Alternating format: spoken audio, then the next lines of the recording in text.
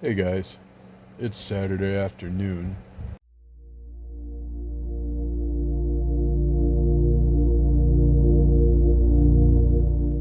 and I have just been conceptualizing something for hours.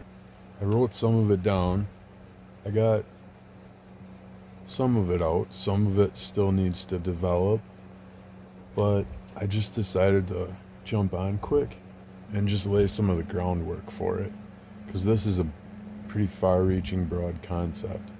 I've started addressing the issue of ownership in our country with closer respects to maybe closer respects wasn't good with more intimate and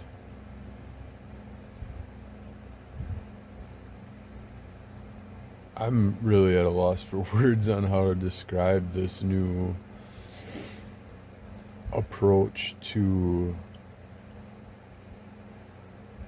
how we address wealth, our economy, our currency, our exchange, how energy is tied to it. Well, we'll get into the energy, how we expect it to behave for us and how we behave for it, our responsibility to it.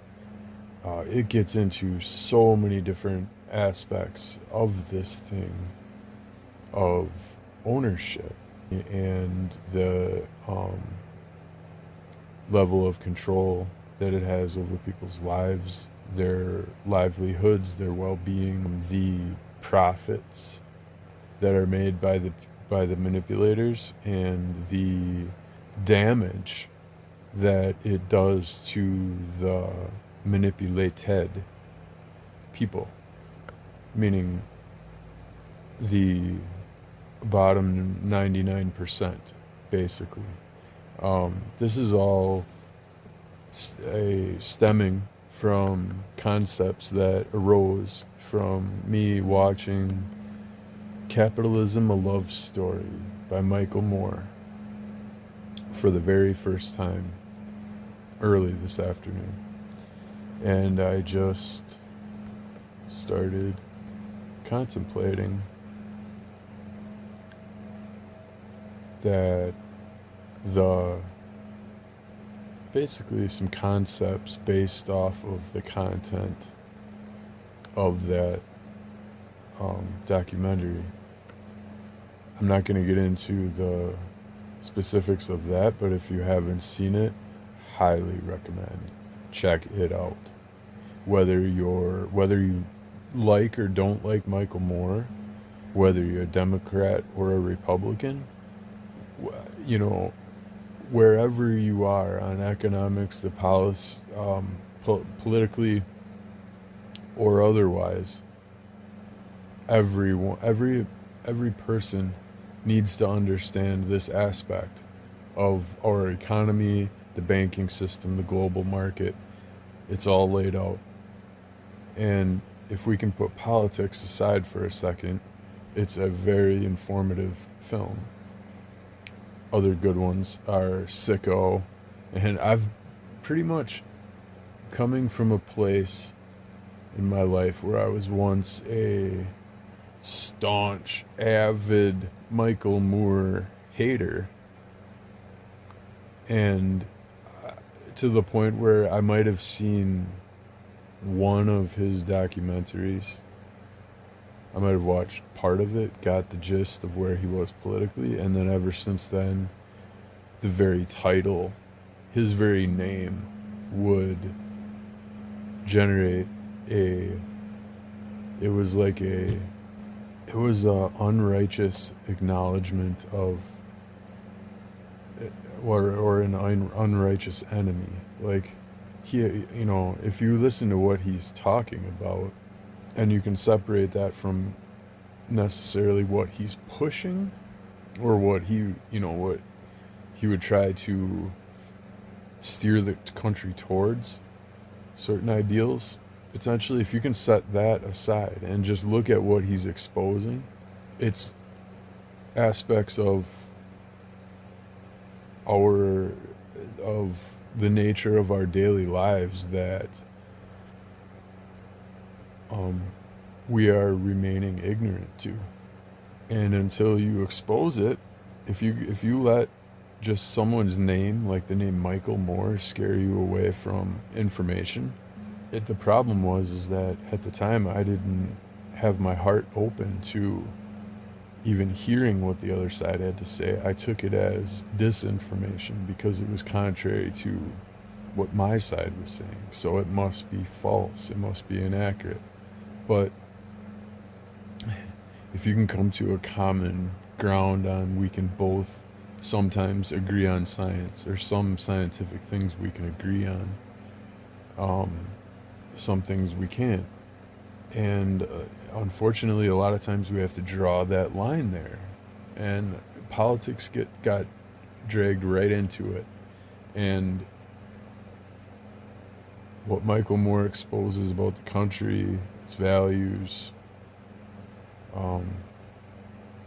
the contradiction and the duality in things, it is a worthy opinion to investigate, to interrogate, which I just spent the last several hours doing to my pleasure.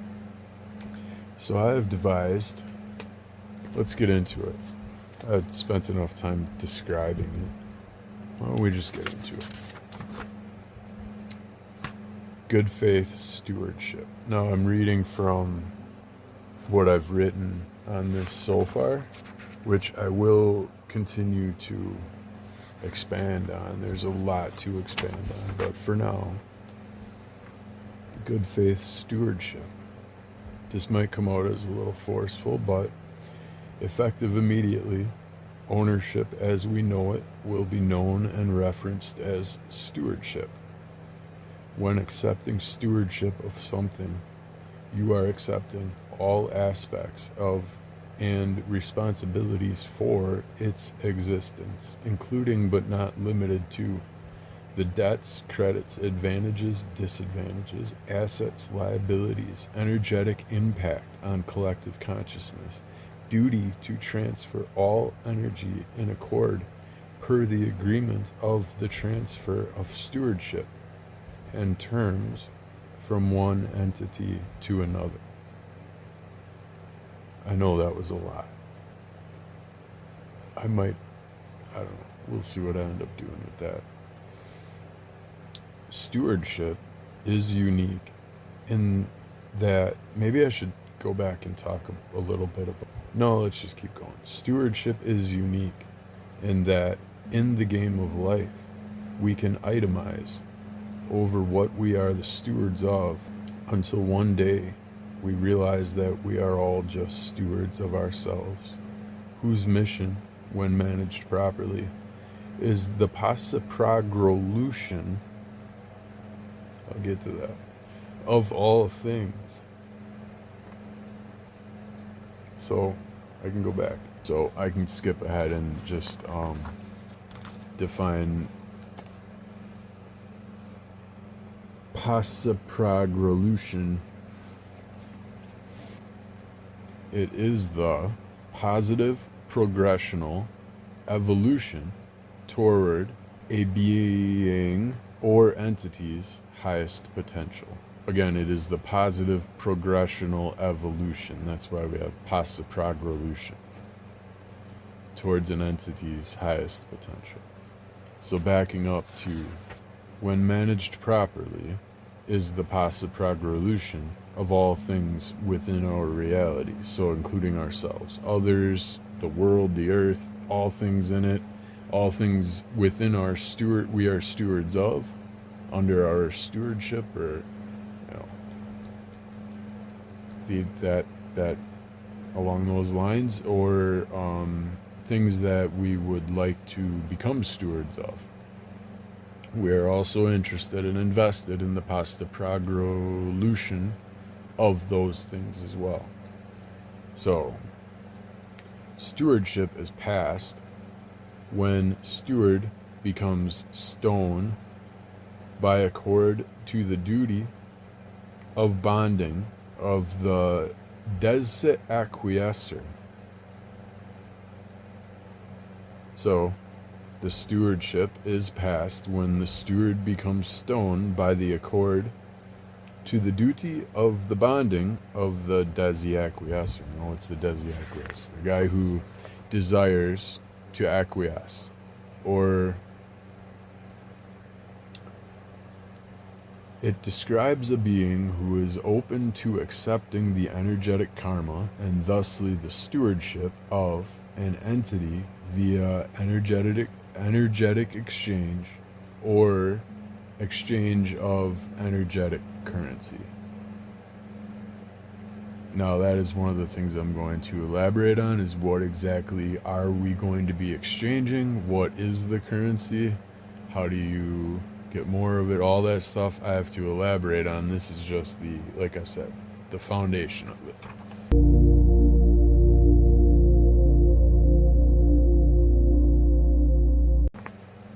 Of course, the currency, just to get into it a little bit, is obviously going to be based on energy, vibration, frequency, and that all in itself ties to your impact in the world, how the world is impacting you, your contribution, all that stuff, all tied into your value, and also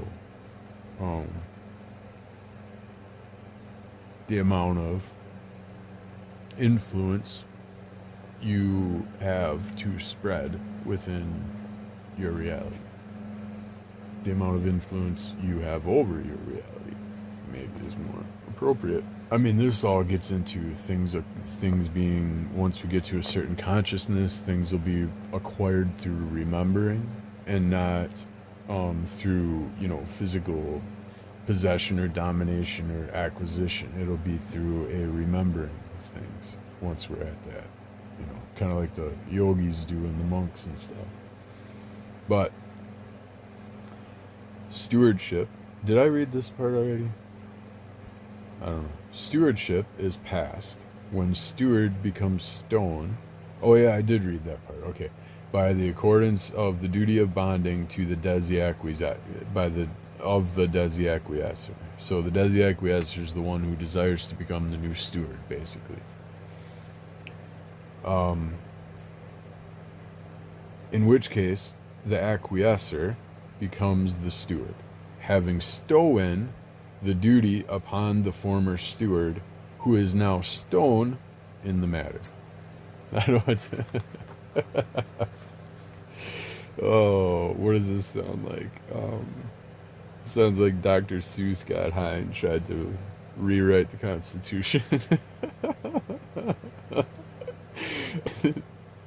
So, there was a lot that came out in that last one. Duty and stolen, and let's get into it. Duty, both an obligation and a blessing.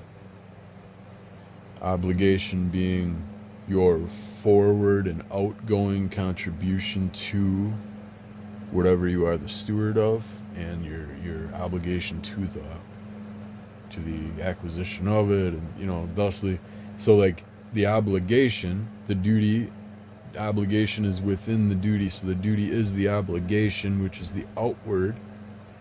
The duty is also the blessing, so you're receiving something from the duty also. So like what you would receive from the duty is the karma from either upholding or not upholding, or further on perpetuating the duty itself. It is the benefit and burden of the responsibility to the entirety of energy associated with the transfer of stewardship through the transfer of energetic currency per the terms and agreement outlined in the bonding. So I wrote like some of this up to like about here. Then I went to this page and I started defining a lot of stuff. Then I came back and wrote the rest of this. So you're going to get some definition in the description and vice versa. So The bonding is the agreement, the terms and conditions. The dedication to the progrolution, to the positive progrolution of an entity. Dedication to the positive progrolution of an entity. Union to the well-being, development, evolution, and propagation of the entity. Responsibility to its existence, value, potential, advantages, and disadvantages. Is permanent until transfer between steward and acquiescer, whom Desi acquiesces to be the new steward. And now, this could get into the permanency of stewardship is also based on the conditions of the bonding and the duty, and whether or not the stowen duty was stowen to the stone. So, like, did you actually pay for what you took stewardship for? Or are you still under partial stewardship of it? And how many rights versus, like, how much do you still owe? What exchange needs to happen still, and what are the terms of that? Because whether or not that goes according to agreement, according to accord, is also kind of have an effect on the karma, the energy, the impact on your vibration, your frequency, the other person's like, it's all interconnected. And that's why this whole thing needs to be elaborated on, as far as like what gets exchanged, how much, how do you make it something tangible, like that's all needs elaboration. But this is just laying, like I said, the ground foundation for this whole thing. It is permanent until transfer between steward and acquiescer. You may be the steward of something.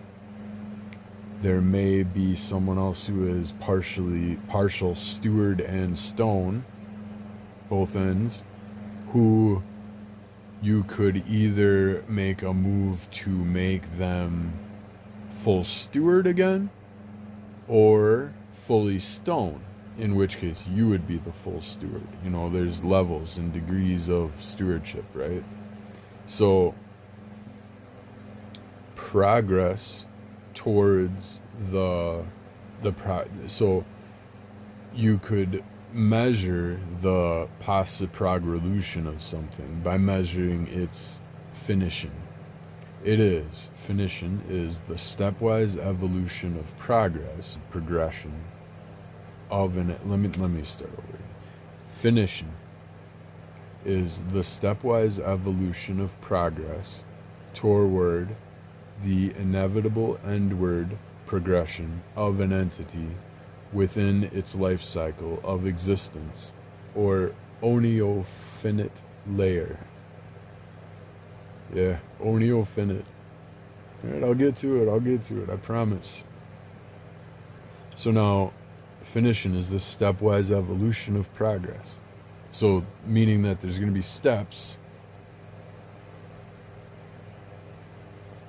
The finishing of something describes that stepwise evolution.